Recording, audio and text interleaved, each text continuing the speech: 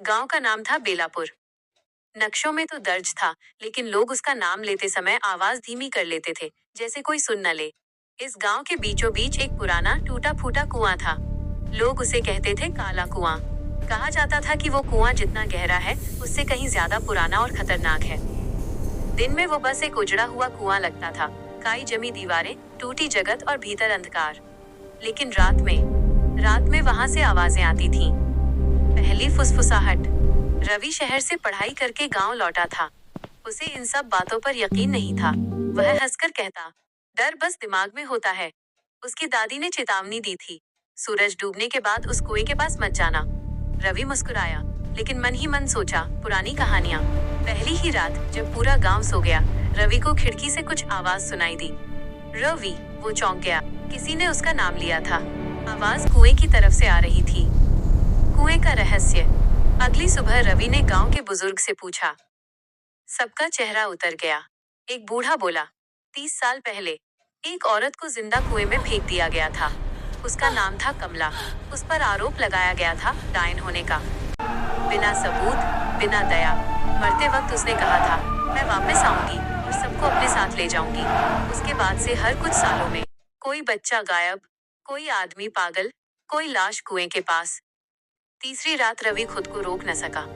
चांद आधा था, हवा ठंडी। वो टॉर्च लेकर कुएं तक पहुंचा। अंदर झांका, कुछ नहीं दिखा। तभी छपाक, जैसे किसी ने नीचे पानी में हाथ मारा हो। फिर वही आवाज, रवि, नीचे आओ। उसका शरीर जम गया। कुएं की दीवारों पर नाखूनों के निशान थे। पहली झलक। टॉर्च की रोशनी अचानक कुएं की गहराई में किसी चेहरे पर पड़ी। सफेद आंखें, फटे होंठ, बाल पानी में तैरते हुए। और वो मुस्कुरा रही थी। रवि पीछे हट गया, लेकिन पैर फिसल गया। वह गिरते गिरते बचा। उस रात के बाद रवि बदलने लगा। आईने में उसे पीछे कोई खड़ा दिखता, नींद में कोई उसका गला दबाता, कान में फुसफुसाहट होती, तू अगला है। गांव में एक एक करके लोग गायब होने लगे।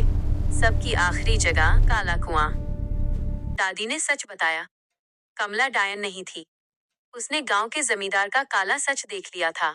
उसे चुप कराने के लिए मार दिया गया, लेकिन मरते वक्त उसने आत्मा को कुएं से बांध दिया। अब उसे चाहिए बलि। अंतिम रात। अमावस की रात। गांव में अजीब सन्नाटा। रवि को लगा कोई उसे खींच रहा है। उसके कदम खुद ब खुद कुएं की ओर बढ़ने लगे। कुएं के पास अब दर्जनों साए खड़े थे। सब वही लोग जो गायब हुए थे। कमला की आवाज गूंजी, अब तू। रवि ने आखिरी ताकत से कुएं में आग लगा दी, तेल, माचिस। आग भड़क उठी। एक भयानक चीख, कुआं धंस गया। लेकिन सुबह गांव सुरक्षित था। कुआं मिट्टी में दब चुका था। रवि गांव छोड़ गया। सालों बाद शहर में एक नया मकान बना। बेसमेंट में खुदाई के दौरान मजदूर रुके। वहां एक पुराना कुआं था और अंदर से आवाज आई, रवि,